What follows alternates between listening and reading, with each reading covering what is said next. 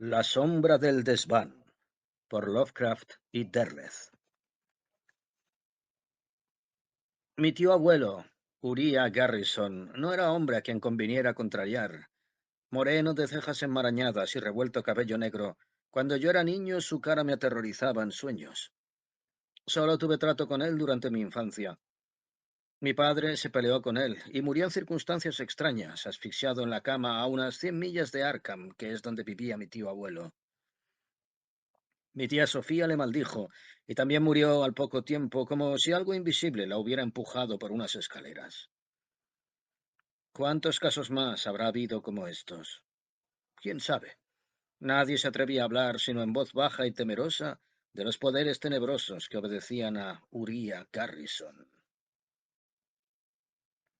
Tampoco podría nadie determinar qué proporción de cotilleo supersticioso, infundado y malévolo había en lo que se contaba de él. No le volvimos a ver desde que murió mi padre, pues mi madre odiaba a su tío y le siguió odiando hasta la muerte, lo que demuestra que jamás se llegó a olvidar de él. Tampoco yo me olvidé ni de él ni de su casa, que tenía un tejado picudo y estaba en Aylesbury Street, en una zona de las afueras de Arkham, que se extiende al sur del río Miskatonic, no lejos de la colina del Ahorcado, coronada por un frondoso cementerio. Por cierto que el arroyo del Ahorcado cruzaba las tierras de la finca, que también estaban cubiertas de espeso arbolado como el cementerio de la colina. Nunca olvidaré la sombría mansión donde vivía él solo, si exceptuamos a alguien que iba por la noche a arreglarle la casa, ni sus estancias de techos altísimos, ni el desván solitario y oscuro que todos rehuían incluso de día y donde estaba terminantemente prohibido entrar con una linterna u otra luz cualquiera, ni sus ventanas emplomadas que miraban a un panorama de árboles y matorrales, ni las puertas de montante semicircular. Era el tipo de casa que nunca deja de ejercer un sombrío hechizo sobre las mentes juveniles e impresionables. A mí me provocaba siniestras fantasías y a veces sueños terroríficos de los que despertaba violentamente para correr a refugiarme junto a mi madre. Una noche inolvidable me equivoqué de camino y me topé con el extraño rostro inexpresivo y lejano de la mujer que venía a cuidar la casa. Nos miramos durante un instante, como a través de insondables abismos espaciales, y yo salí huyendo, espoleado por un terror nuevo que se superponía a los que ya me había provocado la pesadilla. De mayor nunca se me ocurrió volver por allí. No había quedado amor entre nosotros, ni más relación que las breves felicitaciones que yo le mandaba por su cumpleaños o en Navidad, a las cuales jamás respondió, lo que me parecía perfecto. Por eso me sorprendió tanto que al morir me legara la finca y una pequeña subvención con tal de que yo habitara la casa durante los meses del verano siguiente a su fallecimiento. Sin duda había tenido en cuenta que mis obligaciones docentes me impedían ocuparla durante el resto del año. No era pedir demasiado. Yo no tenía intención de conservar la finca. Por entonces Arkham había empezado ya a extenderse por la zona de Aylesbury Pike, y la ciudad, que antes quedaba tan lejos de la casa de mi tío abuelo, ahora amenazaba con rodearla en breve, por lo que sin duda la finca no sería difícil de vender. Arkham no tenía ningún atractivo especial para mí, aunque me fascinaban sus leyendas, sus apiñados tejados puntiagudos y su ornamentación arquitectónica del siglo XVIII. Esta fascinación, sin embargo, no era verdaderamente profunda, y no me atraía la idea de fijar mi residencia definitiva en Arkham. Pero para vender la casa de Uriah Garrison tenía primero que habitarla, según lo dispuesto en su testamento. En junio de 1928, pese a las protestas de mi madre y a sus sombrías insinuaciones de que Uriah Garrison había sido un hombre especialmente malvado y aborrecido, me trasladé a la casa de Aylesbury Street. No me resultó muy difícil instalarme, pues la habían conservado perfectamente amueblada tras la muerte de mi tío abuelo, acaecía en marzo del mismo año, y era evidente que alguien se había encargado de mantenerla limpia y en condiciones de habitabilidad, según comprobé nada más llegar procedente de Brattleboro. Sin duda la mujer que atendía a mi tío abuelo había recibido órdenes de seguir prestando sus servicios en la casa, por lo menos hasta que yo me instalara en ella. Pero el abogado de mi tío abuelo, un sujeto anticuado que iba todavía de alto cuello duro y solemne traje negro, ignoraba que se hubiera tomado medida alguna en tal sentido, según me dijo cuando fui a visitarle para averiguar las cláusulas del testamento. No he estado nunca en la casa, Mr. Duncan, dijo. Si su tío abuelo dejó dispuesto que la mantuvieran limpia, debe existir otra llave. Como usted sabe, yo le he entregado la única que tenía. Que yo sepa, no existe otra. En cuanto a lo que disponía el testamento de mi tío abuelo, era escueto y sencillo. Yo solo tenía que habitar la casa durante los meses de junio, julio y agosto, o durante 90 días a partir de mi llegada, en caso de que mis obligaciones docentes me impidieran ocuparla desde el 1 de junio. No se me imponía ninguna otra condición, ni siquiera prohibición alguna relativa al desván, como yo había supuesto.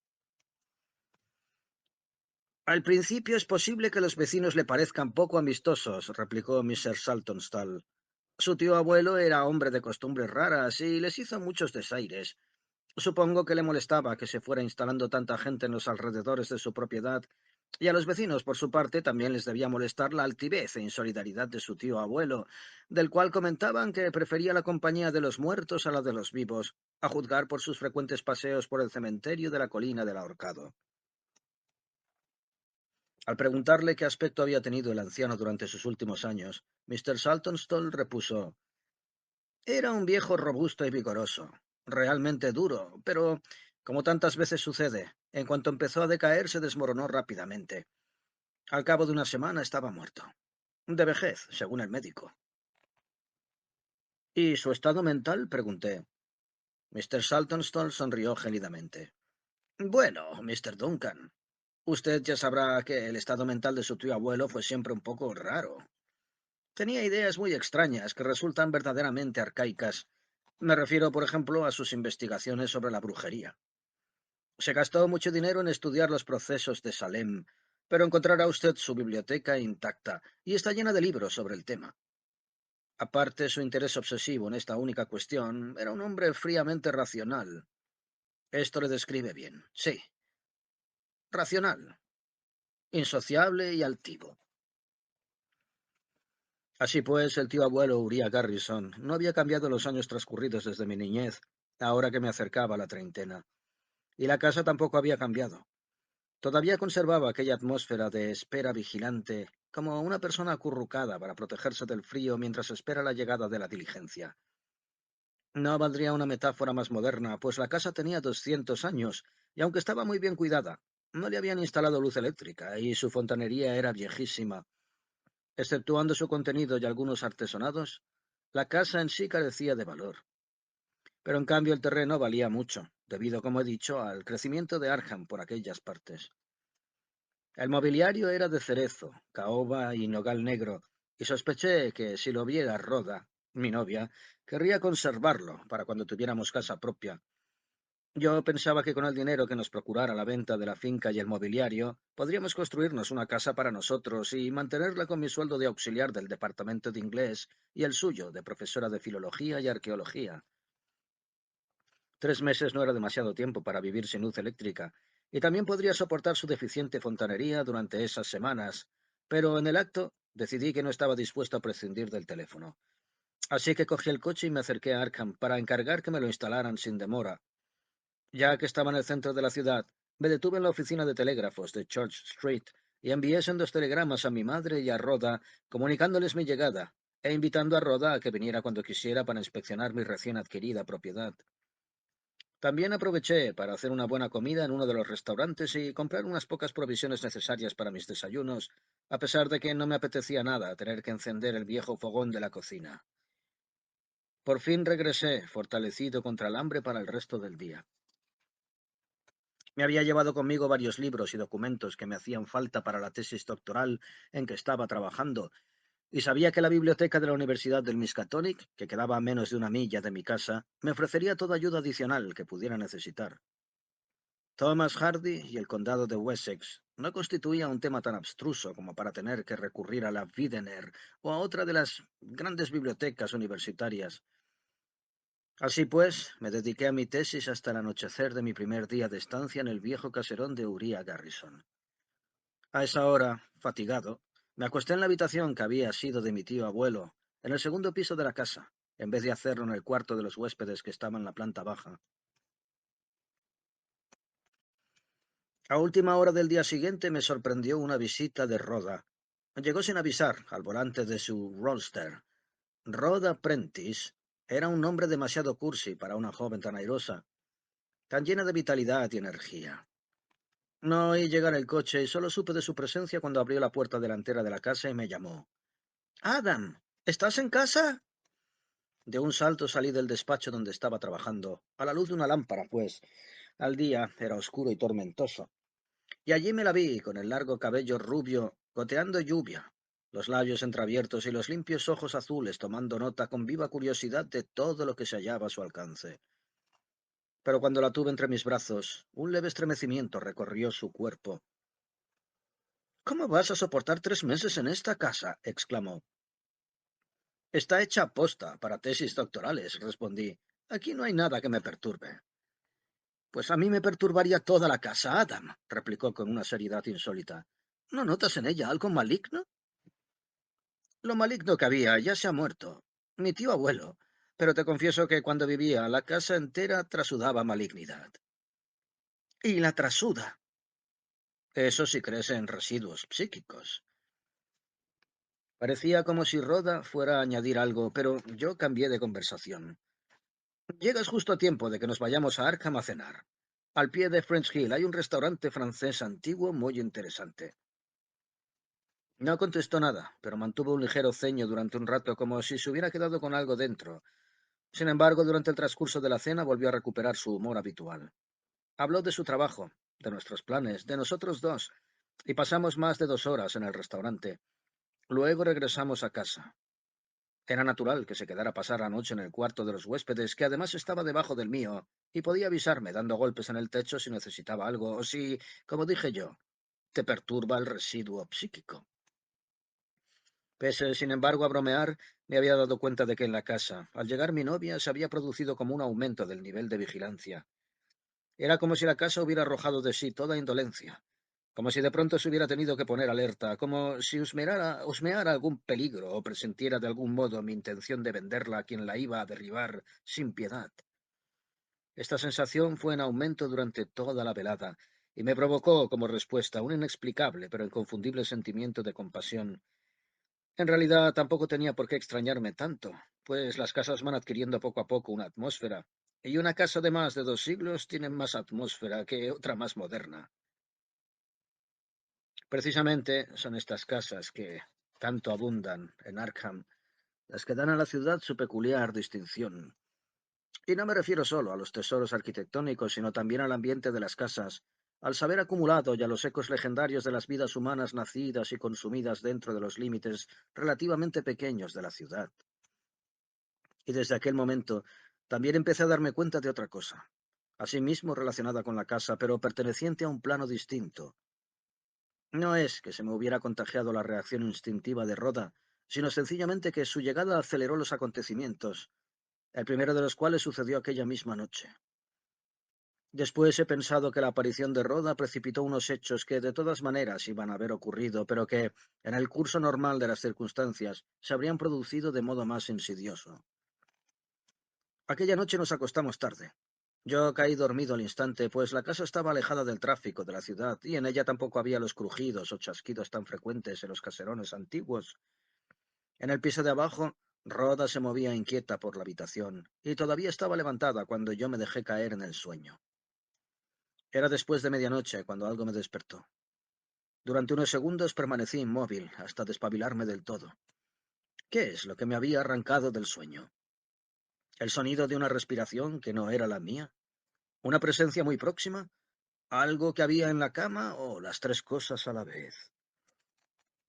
Tanteé con la mano y palpé el inconfundible pecho desnudo de una mujer. Al mismo tiempo, percibí su aliento ardiente, férvido, pero al instante siguiente se había ido, ya no estaba en la cama, y la sentí, más que la vi, deslizarse hacia la puerta de la habitación. Plenamente despierto ya, me quité la sábana ligera que me cubría, pues la noche era húmeda y sofocante, y salté del lecho. Encendí la lámpara con mano un tanto trémula y me quedé ahí de pie sin saber qué hacer. Solo llevaba puestos unos calzones cortos y lo sucedido me había alterado más de lo que hubiera querido reconocer. Me avergüenza admitir que durante un instante creí que había sido Rhoda, lo cual solo demuestra que el incidente me había provocado bastante confusión mental, pues Rhoda era incapaz de una acción semejante. De haber deseado pasar la noche en mi cama, lo habría dicho como otras veces. Además, el pecho que yo había tocado no era el de Rhoda, que tenía unos senos firmes y bellamente redondeados, mientras que los de la mujer que había estado tendida a mi lado eran flácidos, viejos, de enormes pezones. A diferencia de los de Rhoda, me habían producido un estremecimiento de horror. Cogí la lámpara y salí de la habitación, dispuesto a registrar la casa, pero al desembocar en el vestíbulo oí como si procedieran de un punto situado fuera de la casa y muy por encima de ella, unos tenues, lejanos sollozos de mujer. Era la voz de una mujer que estaba siendo castigada, y me llegaba como desde una distancia desolada, como un fantasma de sonido que no tardó en perderse del todo. No habría durado más de 30 segundos, pero a su modo había resultado tan inconfundible como lo que había palpado en el lecho. Me quedé parado un rato, agitado interiormente, y por fin me retiré a la cama, donde permanecí insomne durante una hora larga, atento por si pasaba algo. Nada ocurrió, y cuando por fin volví a dormirme, ya había empezado a preguntarme si no habría confundido algún sueño con la realidad. Pero a la mañana siguiente, el nublado rostro de Rhoda me dijo que algo iba mal. Se había levantado a preparar el desayuno y la encontré en la cocina. Se volvió hacia mí sin saludarme y dijo: «Anoche había una mujer en la casa». «Entonces no era un sueño», exclamé yo. «¿Quién era?», preguntó. Moví la cabeza negativamente. «Me gustaría podértelo decir». «Me parece extraordinario que venga la mujer de la limpieza en mitad de la noche», prosiguió. «¿La viste?» «Sí, la vi. ¿Por qué?» «¿Cómo era?» Parecía joven, pero me dio la extraña sensación de que no lo era, ni mucho menos. Tenía una cara inexpresiva, inmóvil. Solo tenía vivos los ojos. ¿Y ella te vio a ti? No creo. Es la mujer que venía a atender a mi tío, exclamé. Tiene que ser ella. Al llegar me encontré la casa completamente limpia. Mira qué limpia está. Mi tío abuelo no debió decirle que no volviera y ella ha seguido viniendo. Recuerdo que de niño la vi una vez. Mi tío abuelo la hacía venir siempre de noche. ¡Qué cosa más absolutamente cretina! Uriah Garrison murió en marzo, hace ya 3 meses, y esa mujer tendría que ser idiota para no haberse enterado a estas alturas. ¿Quién le paga? Y yo qué sé, no te puedo contestar. Además, tal como estaban las cosas, no me atreví a contar a Rhoda mi experiencia nocturna. Solo pude asegurarle, sin mentir, que no había visto a mujer alguna en aquella casa desde una noche de mis primeros años en que sorprendí casual y fugazmente a la que hacía la limpieza. Recuerdo que a mí también me dio la misma impresión, dije. Tenía una cara completamente inexpresiva. Adam, eso pasó hace 20 años o más, señaló Rhoda. No puede ser la misma mujer. No sé qué decirte. Sin embargo, imposible no es, supongo. Y diga lo que diga Mr. Saltonstall, tiene que tener llave de la casa. Eso no tiene ningún sentido. Y tú prácticamente no has tenido tiempo de contrastar a nadie desde que estás aquí. No, no he contratado a nadie. Lo creo. No moverías un dedo para limpiar aunque te estuvieras ahogando en polvo. Se encogió de hombros. Tendrás que averiguar quién es y poner punto final al asunto. No me gusta que la gente murmure, ya sabes. Con este ánimo nos sentamos a desayunar. Yo sabía que Rhoda pretendía partir a continuación, pero notaba que seguía preocupada. Habló muy poco mientras comía, respondiendo a mis comentarios con breves monosílabos hasta que por fin estalló. «Pero, Adam, ¿cómo es posible que no lo sientas?» «¿Que no sienta qué?» «En esta casa hay algo que te busca, Adam. Yo lo noto. A quien busca la casa es a ti». Tras mi estupefacción inicial, hice constar con toda frialdad que la casa era un objeto inanimado, que yo no sabía de ninguna otra criatura que viviera en ella sino de mí, salvo que hubiera ratones, y no me hubiera dado cuenta, y que una casa no puede querer ni dejar ni de querer nada ni a nadie. No se quedó convencida. Al cabo de una hora, cuando ya estaba dispuesta para marcharme, dijo impulsivamente: «Adam, vente conmigo, ahora mismo». «Sería una locura perder una propiedad tan valiosa a la que tú y yo podemos dar tan buen uso, solo por un capricho», contesté. «Es algo más que un capricho, Adam. Ten cuidado». En este tono nos separamos. Rhoda prometió volver cuando estuviera más entrado el verano y me obligó a prometerle que le escribiría puntualmente. Lo sucedido en aquella segunda noche que pasaba en la casa removió mis recuerdos y volví a sentir de nuevo la lúgubre melancolía que durante mi infancia había emanado del lugar, pero especialmente de la terrible presencia de mi tío abuelo Uría y del cerrado desván donde nadie se atrevía a entrar pese a la frecuencia con que lo hacía el dueño de la casa. Debe ser normal que al fin decidiera recoger el desafío que para mí suponía la existencia de ese desván.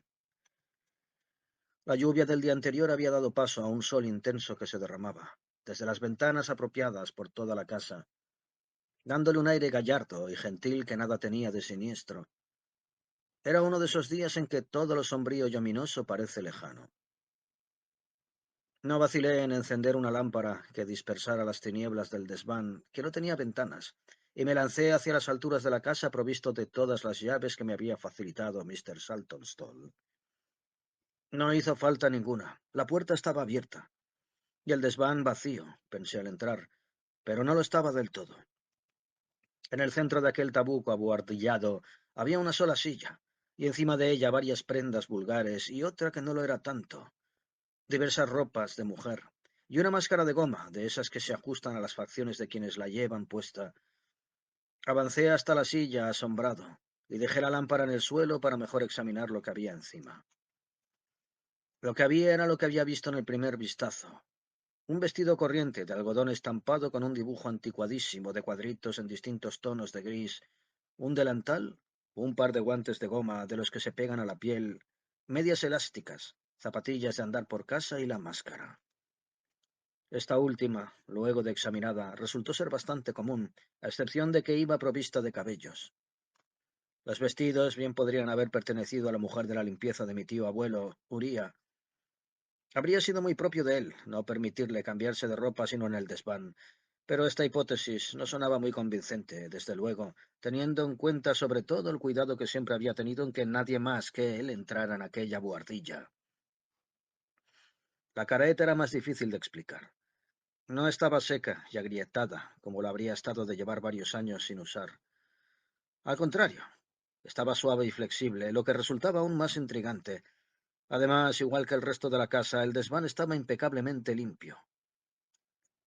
Sin tocar la ropa, volví a tomar la lámpara y la mantuve alzada. Entonces vi la sombra que se extendía más allá de la mía por la pared y el techo abuhardillado.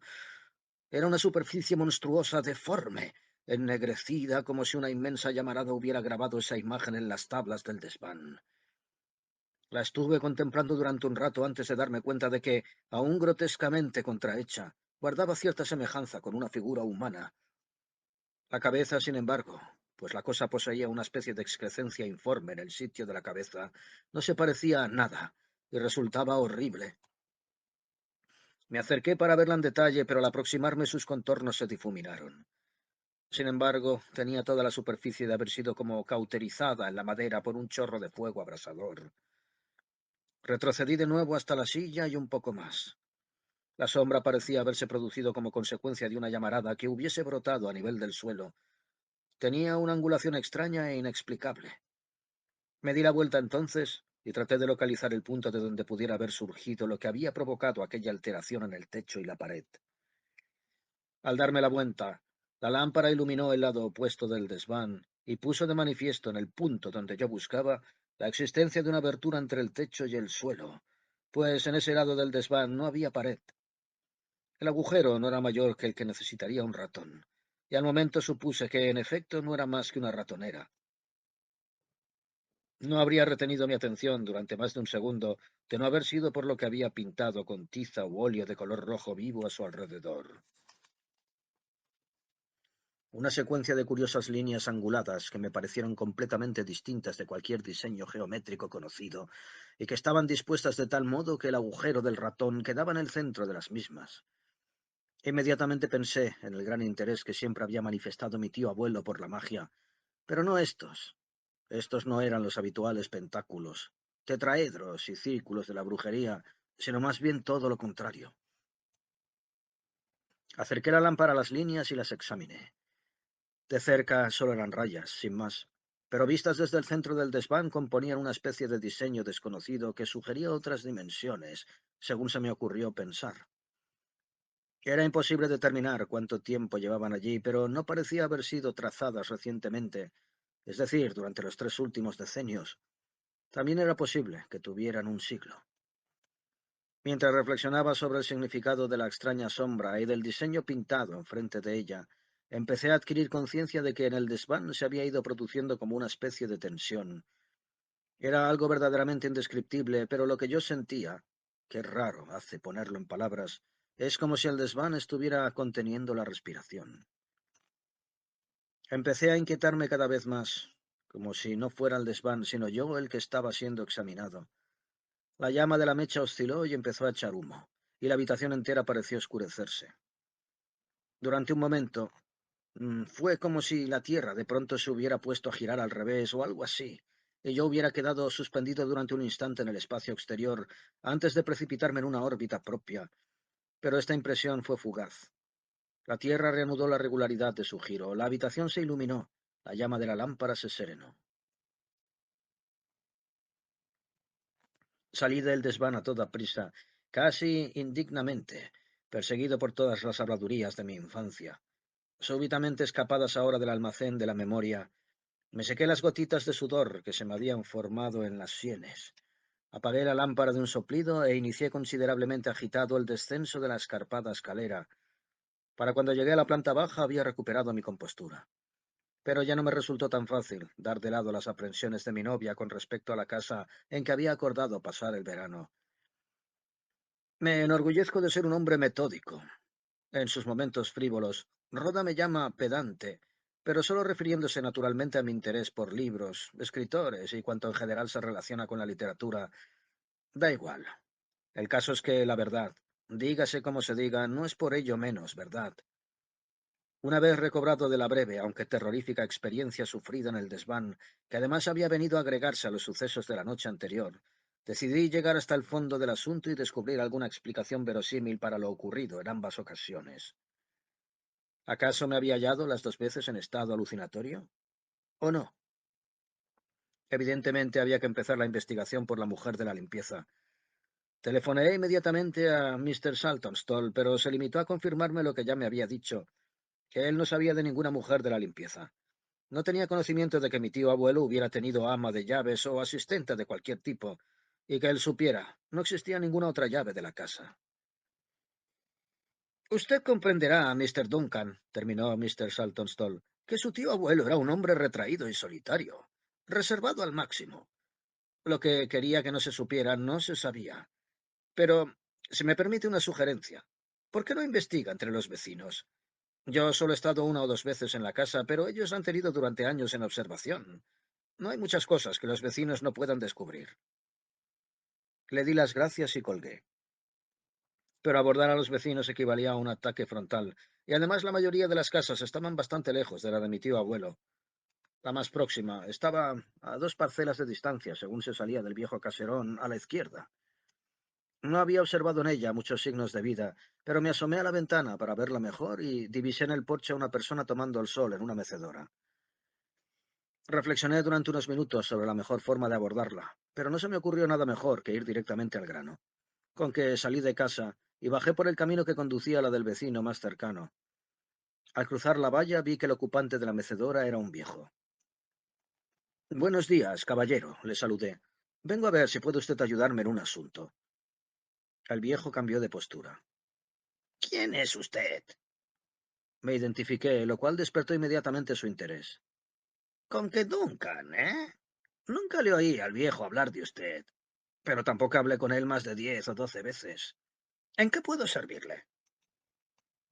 Querría ver cómo me puedo poner en contacto con la mujer que venía a arreglar la casa de mi tío abuelo. Me lanzó una mirada penetrante a través de párpados súbitamente encogidos. Joven, eso también me gustaría saberlo yo. Solo por pura curiosidad, dijo. Nunca se la ha visto en ningún otro sitio. ¿La ha visto usted entrar alguna vez? Nunca. Solo la he visto de noche y dentro de la casa, por las ventanas. ¿Y salir? ¿La ha visto usted salir? Nunca la he visto ni entrar ni salir. Ni yo ni nadie. Tampoco la he visto nunca de día. Quizá el viejo la tenía viviendo allí, pero no les sé decir dónde. Me quedé desconcertado. Pensé durante un momento que el viejo me ocultaba algo, pero no. Su sinceridad era evidente por sí misma. No supe qué decir. Pero eso no es todo, añadió. ¿Ya ha visto usted la luz azul? No. ¿Y ha oído usted algo que no se pueda explicar? Yo titubeé. El viejo lanzó una risita. Ya me parecía a mí.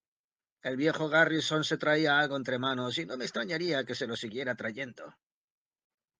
Mi tío abuelo falleció el pasado marzo, le recordé. No me lo puede demostrar, dijo.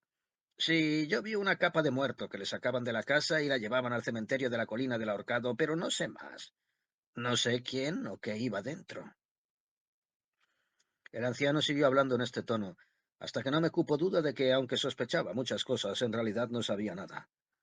Me proporcionó, eso sí, toda clase de insinuaciones y sugerencias, pero nada tangible, y la suma de todo cuanto me dijo apenas añadía nada a lo que yo ya sabía, que mi tío abuelo no veía a nadie, que estaba metido en algún asunto diabólico y que mejor estaba muerto que vivo, si es que realmente lo estaba.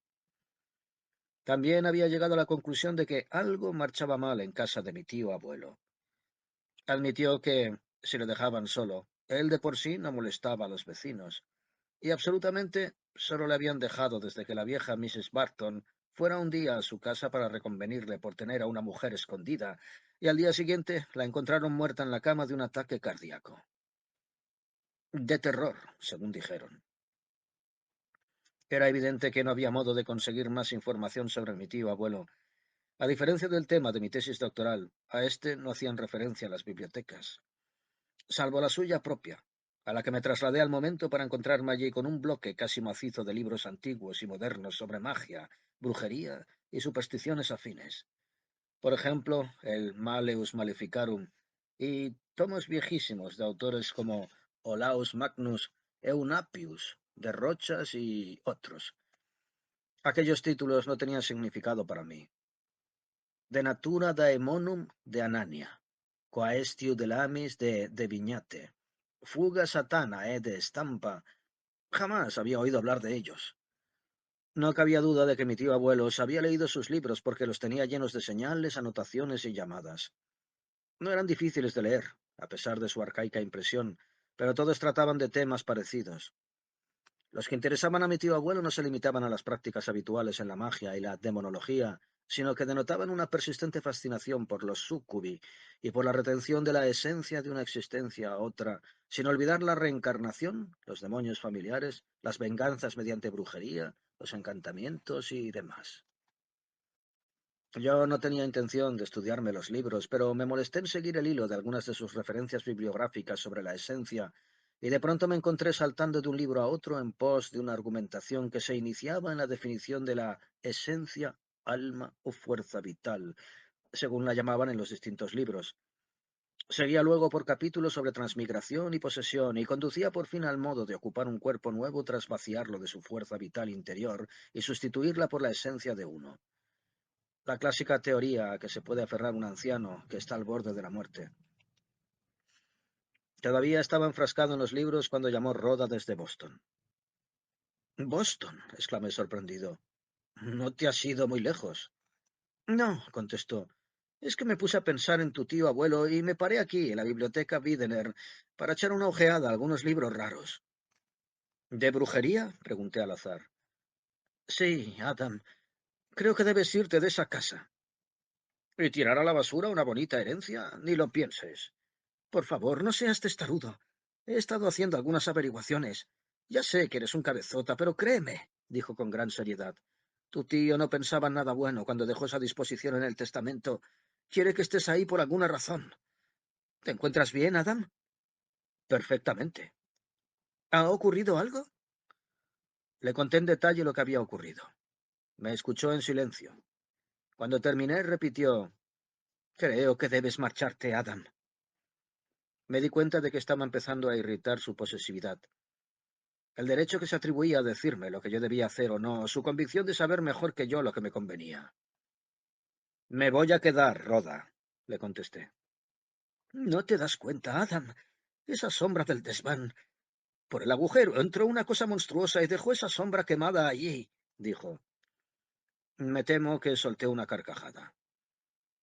Siempre he sostenido que las mujeres no son animales racionales. Adam, esto no es cosa de mujeres o hombres. Estoy asustada. Vuelve, dije, yo te protegeré. Resignada colgó el teléfono. Aquella noche resultó memorable, por algo que, de momento, decidí considerar pura alucinación. Todo empezó literalmente con un paso en la escalera. Yo me había acostado hacía poco, y agucé el oído por si lo volvía a oír. Luego me bajé de la cama. Caminé a ciegas hasta la puerta y la abrí lo suficiente para mirar al exterior. La mujer de la limpieza acababa de pasar por delante de mi puerta y se dirigía al piso de abajo. Retrocedí inmediatamente hacia el interior de mi cuarto. Busqué a tientas mi bata, que estaba todavía en la maleta, porque hasta entonces no había tenido ocasión de ponérmela, y salí de la habitación dispuesto a enfrentarme a la mujer durante su trabajo. Fui bajando la escalera en silencio y a oscuras, aunque las tinieblas no eran totales, ya que por las ventanas penetraba del exterior cierta iridiscencia lunar. Apenas había llegado a la mitad, cuando volví a sentir aquella curiosa sensación que ya había tenido antes de ser vigilado. Me di la vuelta. Allí detrás y por encima de mí, como en un pozo de resplandeciente tiniebla, flotaba la apariencia espectral del tío abuelo Uriah Garrison, más tenue que el aire.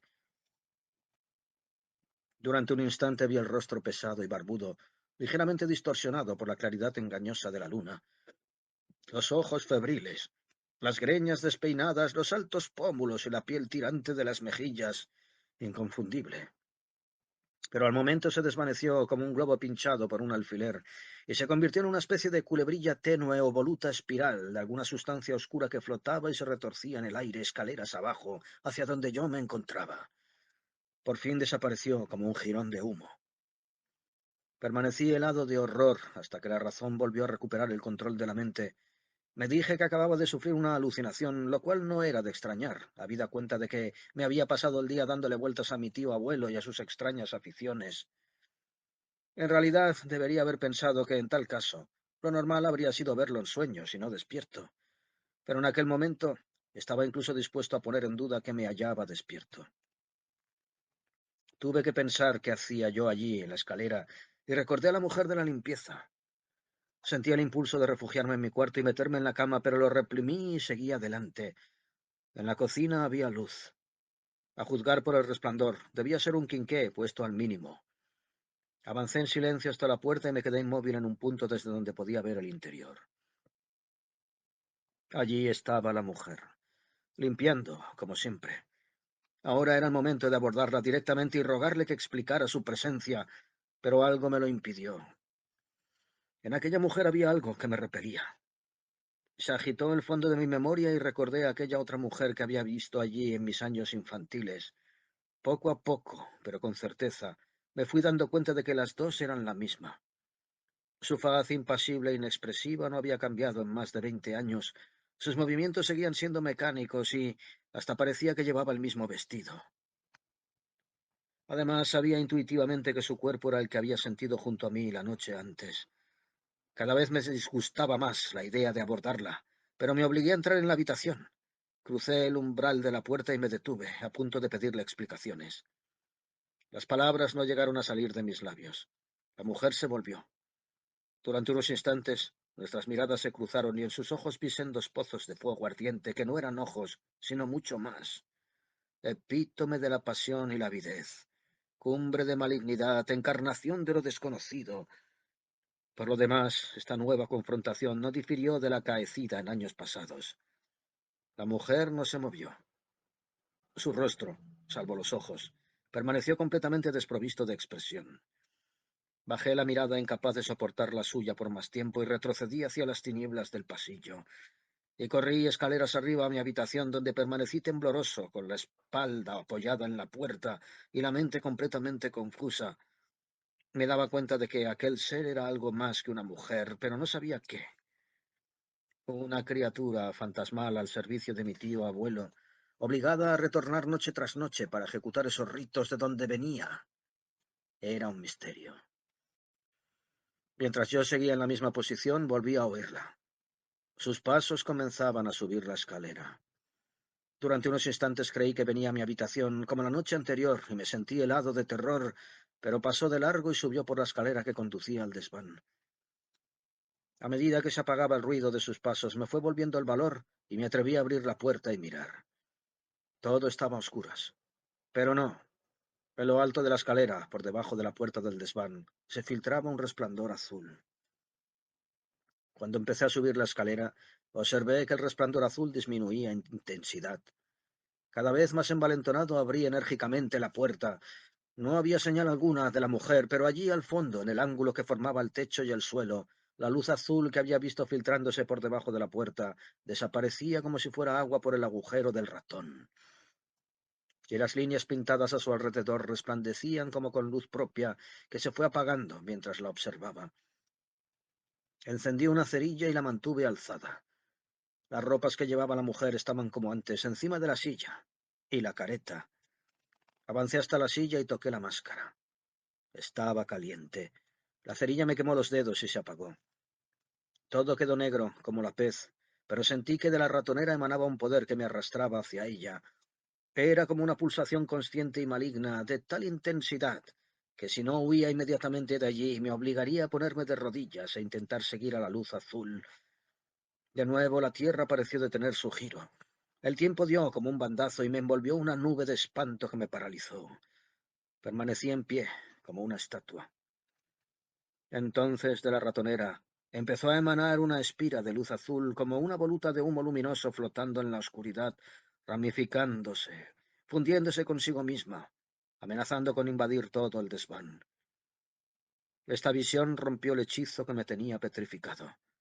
Corrí agachado hasta la puerta y me precipité escaleras abajo hacia mi habitación, mirando atrás como si temiera que una cosa horrible se me fuera a balanzar por la espalda.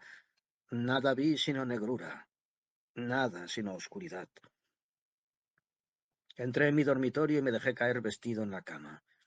Allí permanecí tendido, en espera angustiosa de lo que pudiera suceder.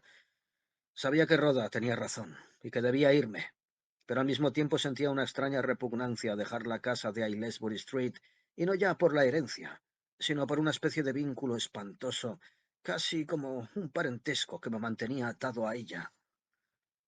En vano esperé a que ni aun el fantasma de un sonido alterase el silencio. Nada captaron mis oídos sino los ruidos naturales de la casa y el viento, pues se había levantado viento, y de vez en cuando el extraño maullido de un búho por la parte de la colina del ahorcado. Por fin me dormí, completamente vestido como estaba, y soñé. Soñé que la luz azul crecía, y se multiplicaba como hongos e invadía el desván. Luego se deslizaba escaleras abajo y penetraba en mi habitación. De la ratonera situada en el vértice del ángulo que formaban el techo y el suelo del desván, salieron, se hincharon y crecieron las figuras de la mujer de la limpieza, ya vestida y enmascarada, ya espantosa de vejez, ya joven, bella y desnuda, y de mi tío abuelo Uriah Garrison, que invadieron la casa, mi cuarto y por fin a mí. Me desperté bañado en sudor al filo del alba, que se introducía pálidamente en la habitación antes de dejar paso a los tonos rosados del cielo matutino. Estaba agotado. Me habría vuelto a dormir si no hubiera sido por los fuertes golpes que sonaron en la puerta principal. Conseguí ponerme en pie y llegar hasta la puerta. «Adam», gritó, «tienes un aspecto horrible». «Vete», contesté, «no te necesitamos». Durante un instante quedé espantado por mis propias palabras, pero enseguida las asumí y me di cuenta de que había dicho lo que quería decir. Estaba harto de Rhoda y de sus constantes intervenciones. Parecía como si me considerase incapaz de cuidar de mí mismo. «Así pues, ya es demasiado tarde», dijo. «Vete», repetí. «Déjanos solos». Me apartó a un lado y entró en la casa. Yo la seguí. Se dirigió al despacho y una vez allí ordenó mis libros, mis anotaciones y lo que tenía escrito de las tesis sobre Hardy. Lo recogió todo y lo puso delante de mí. «Ya no necesitas esto, ¿verdad?», preguntó. «Llévatelo», dije. «Llévatelo todo». Rhoda cogió los papeles. «Adiós, Adam», dijo. «Adiós, Rhoda», contesté. Apenas podía dar crédito a mis ojos. Rhoda se marchó, mansa como un corderito, y aunque todavía seguía alterado por los acontecimientos, me di cuenta de que el rumbo que iba tomando me producía una secreta satisfacción. Pasé casi todo el día descansando, y en cierto modo esperando los acontecimientos que traería la noche consigo. Ahora me es imposible describir el estado de ánimo en que me encontraba. Todo terror me había abandonado. Me consumía una viva curiosidad no exenta incluso de cierta avidez. El día fue transcurriendo. Pasé durmiendo varias horas. Comí muy poco. El apetito que yo sentía entonces no es de los que se calman comiendo y no me inquietaba lo más mínimo reconocerlo así. Por fin llegaron la noche y las tinieblas, y con emoción anticipada me senté a esperar a cualquier visitante que viniera del desván. Al principio me había instalado en el piso de abajo, pero llegué a la conclusión de que era en la habitación de arriba, en el viejo dormitorio de mi tío abuelo Uria, donde debía aguardar a que se produjeran los sucesos nocturnos de la casa. Así pues, subí al dormitorio y aguardé en la oscuridad. Fueron pasando horas. El viejo reloj del piso bajo dio las campanadas de las 9, las 10, las 11.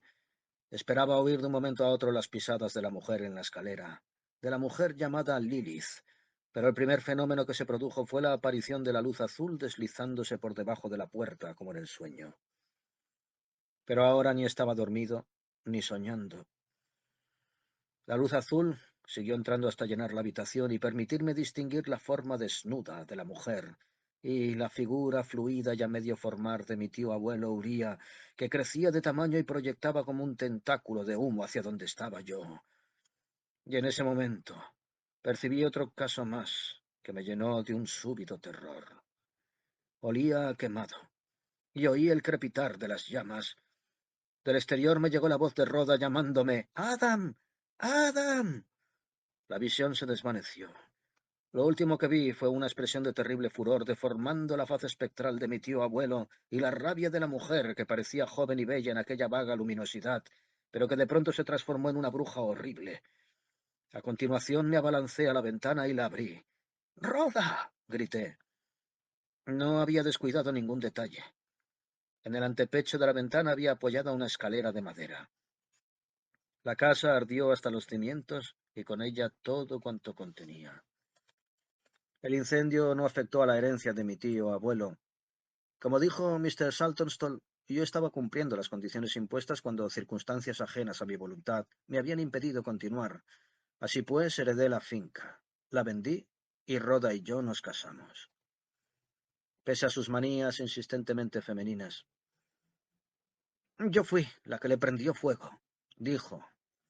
Cuando se marchó con mis papeles y mis libros, se pasó un día entero en la Universidad de Miskatonic, estudiando algunos de los libros de arcanos y brujería que dan justa fama a su biblioteca. Por fin había llegado a la conclusión de que el espíritu que animaba la casa y producía los hechos que en ella tenían lugar era el del tío abuelo Uriah Garrison, y de que la única razón de haberme llevado a vivir allí había sido la de tenerme a su alcance para usurpar mi fuerza vital y tomar posesión de mi cuerpo. La mujer era un súcubo, acaso su amante. La ratonera comunicaba evidentemente con otra dimensión. Las mujeres son únicas para construir edificios románticos con los materiales más extraños. Súcubos. Sin embargo, hay veces, incluso ahora, en que sus ideas se me contagian. En ocasiones me siento inseguro de mi propia identidad. ¿Soy Adam Duncan o Uriah Garrison? Es preferible no hablar de ello con Rhoda. Una vez mencioné el asunto y lo único que contestó fue: «Parece que te sienta bien». Las mujeres son criaturas fundamentalmente no racionales. Jamás nadie podrá quitarles de la cabeza sus ideas sobre la casa de Aylesbury Street.